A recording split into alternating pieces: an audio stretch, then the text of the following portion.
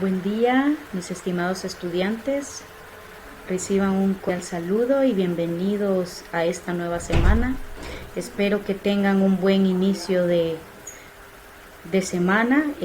Muchas gracias por estar de nuevo aquí compartiendo. Sin más preámbulos, pues vamos a iniciar con el primer tema de esta segunda semana. Como lo ven en su presentación, el tema que vamos a estudiar esta semana se llama organizar la información. Les voy a enseñar dos maneras de poder organizar nuestra información. Primero, reconociendo las etapas de la lectura y luego conociendo los tipos de esquemas que hay. Estas dos cosas nos van a ayudar a nosotros a cómo poder organizar nuestra información. Entonces, iniciamos con las etapas de la lectura. En las etapas de la lectura veremos tres etapas que las iré explicando de manera cronológica, obviamente. La primera etapa de la lectura le vamos a llamar etapa analítica. ¿Por qué se llama etapa analítica? Se llama etapa analítica porque en esta etapa se analiza.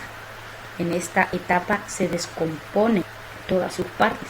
Por lo tanto, aquí debe hacerse de manera lenta y cuidadosa para profundizar en las ideas del autor. Para que de manera correcta usted debe contestarse las siguientes preguntas. ¿Qué tipo de texto es? ¿Quién es el autor? ¿De qué fuente bibliográfica fue extraído? ¿Cuál es el tema que trata el texto? ¿Cuál es mi opinión acerca del tema? Entonces, primera etapa, etapa analítica. Se le llama analítica porque en esta etapa se analiza. Por eso esta etapa se hace de manera cuidadosa, lenta, para que podamos profundizar en qué es lo que el autor nos quiere dar a entender. La siguiente etapa es la etapa interpretativa. ¿Por qué se le llama interpretativa? Porque en esta etapa consiste en explicar el sentido o el significado de un texto. O sea que en este nivel, el lector, o sea nosotros, o ustedes, o yo, estamos activando nuestros conocimientos y estamos demostrando si estamos en capacidad de anticiparnos o hacer suposiciones relacionadas con el contenido del texto. ¿Qué quiere decir esto? Si estamos capacitados para poder interpretar o criticar lo que el autor nos está queriendo dar a entender a través de ese texto. Por eso se llama interpretativa, porque en la primera ya analizamos, ya profundizamos las ideas del autor, ya sabemos qué es lo que nos quiere dar a entender, Entonces, en esta etapa lo que tenemos que hacer es aprender a interpretar, a saber ya no solo cuáles son sus ideas, sino a interpretarlas. Y para esto nos vamos a contestar las siguientes preguntas. ¿Cuáles son las ideas principales? ¿En qué nivel de lenguaje está escrito el texto? ¿Cuáles son las oraciones que más llamaron mi atención y por qué? Entonces aquí yo ya estoy interpretando lo que el autor nos quiere dar a entender a través de este texto. Entonces aquí nosotros nos damos cuenta si estamos activando nuestros conocimientos o si estamos en la capacidad de poder interpretar las suposiciones que el autor nos está dando en el texto, para así saber si estamos de acuerdo o si no estamos de acuerdo con lo que el autor nos está dando a entender. Y la tercera etapa es la etapa de la lectura evaluativa. Como ya llegamos al final de la interpretación de la lectura, entonces esta consiste en valorar, establecer o apreciar la importancia de un tema. También le llamamos a esta etapa la etapa de la lectura crítica. ¿Por qué de la lectura crítica? Porque nos permite descubrir las ideas y la información dentro de un texto escrito sobre la validez de la misma a la luz del conocimiento. ¿Qué nos quiere decir esto? Esto quiere decir que en esta etapa crítica o en esta etapa evaluativa, aquí es donde nos damos cuenta si de verdad entendimos lo que el autor nos quiso dar a entender en este texto. si estamos haciendo prejuicios de manera correcta o solamente nos estamos yendo por la parte que a nosotros nos conviene.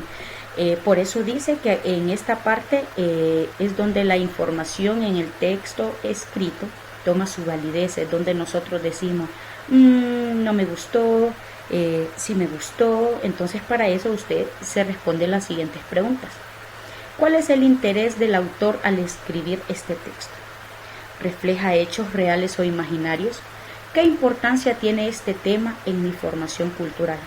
Es a lo que le explicaba anteriormente. En esta última etapa, nosotros nos damos cuenta si lo que el autor nos dice en ese texto tiene validez o si es un conocimiento que realmente vale la pena que nosotros lo tengamos, que se quede para nosotros.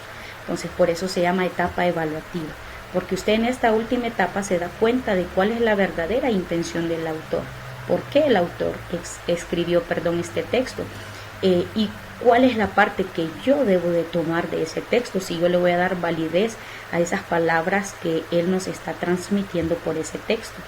Entonces, si nos damos cuenta con esta herramienta de poder interpretar estas 3 etapas de la lectura, entonces yo puedo organizar mi información y yo puedo decir lo que sí puedo tomar y lo que no puedo tomar de la información de ese texto.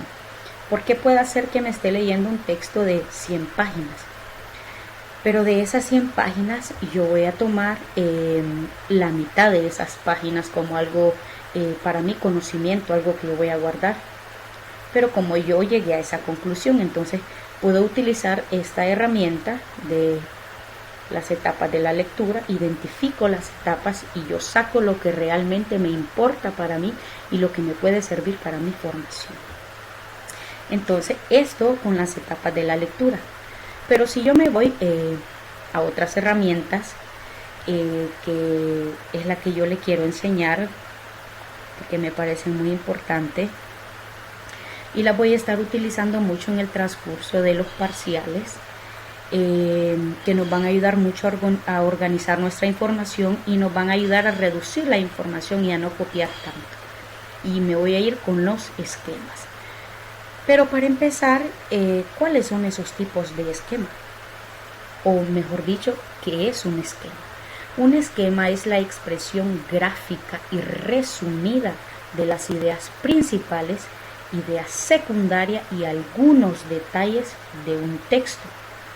Vuelvo y repito. Un esquema es la expresión gráfica resumida de las ideas principales, ideas secundarias y algunos detalles de un texto. Para esto yo le voy a presentar 3 tipos de esquema que creo que ya los hemos utilizado, pero no está de más recordarlos. Tengo el cuadro sinóptico, el mapa conceptual, el cuadro comparativo. ¿Qué es un cuadro sinóptico? En este cuadro sinóptico nosotros lo hacemos por medio de llaves o diagramas. Puede estar compuesto por filas y columnas o a manera de tablas sencillas. Yo voy a ir presentando ejemplos de cada uno de ellos para que los podamos ir explicando mejor. ¿Qué es un mapa conceptual? Como su nombre lo dice, ¿verdad? Es un mapa de conceptos. Es la representación gráfica de ideas o de conceptos. Estas están relacionadas jerárquicamente. ¿Qué quiere decir? Que están relacionadas jerárquicamente. En el mapa conceptual representamos conceptos específicos, o sea que la idea principal va a partir desde arriba hacia abajo. Así los vamos a ir organizando. La idea principal va a estar arriba y después el resto de los conceptos se van a ir poniendo hacia abajo. Así se hace el mapa conceptual. Y por último está el cuadro comparativo. En el cuadro comparativo, como su nombre lo dice, vamos a comparar. Este nos permite identificar las semejanzas y diferencias de 2 o más objetos o hechos. Entonces, como su nombre lo dice, nos permite comparar. Entonces, para que podamos entenderlo un poquito mejor, yo les puse aquí en las diapositivas unos ejemplos que ustedes los van a poder ver las veces que sean necesarios y ver este video las veces que sea necesario para poder entender y comprender, llaves. Aquí tengo un ejemplo de un cuadro sinóptico, ¿verdad? En donde le dije que se hacía por medio de llaves. Entonces se conforman los cuadros sinópticos. Como ustedes pueden ver, ahí el tema dice cuadro sinóptico, ¿verdad? Y están ejemplificados desde la izquierda hacia la derecha. Entonces el cuadro sinóptico empieza con el tema que va de izquierda y se va relacionando desde la izquierda hasta terminar a la derecha. Entonces empieza con el tema, luego van los subtemas, luego van los conceptos, y recuerde que esto se hace por el uso de llaves. Entonces primero va el tema, después van los subtemas, luego los conceptos de cada subtema y algunos ejemplos que usted puede añadir. Entonces así se hace un cuadro sinóptico, siempre se empieza de izquierda a derecha. Aquí tengo el ejemplo de un mapa conceptual, y como le explicaba anteriormente, el mapa conceptual empieza de arriba hacia abajo y empieza con el concepto principal, y de ahí se van adheriendo las otras ideas. Usted va colocando ejemplos. Este ejemplo que yo le puse ahí tiene unos enlaces que también usted lo puede hacer así, pero recuerde que es conceptual porque va a llevar muchos conceptos. Y el último, que es el ejemplo de un cuadro comparativo, como su nombre lo dice, compara. Se hacen semejanzas de cualquier tema que se le asigne. En este caso yo coloqué un cuadro comparativo de los valores, ética, moral y justicia, y comparé de cada uno su definición, su objetivo y sus características. Entonces de eso se trata, es comparativo porque siempre va a ir dentro de un cuadro. ¿Y qué es lo que va a comparar? Va a comparar información dependiendo de lo que se le pida. Entonces, si nos damos cuenta, hay muchas maneras de poder organizar la información, y le presenté una de las herramientas que nosotros más vamos a utilizar para poder interpretar textos y poder resumir información.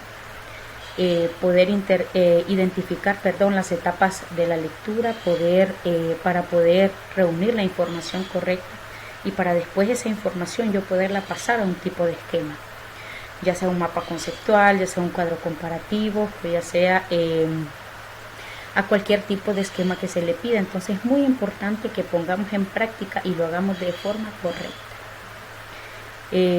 Siempre voy a estar atenta a las preguntas, a las dudas. Nos veremos en la siguiente clase.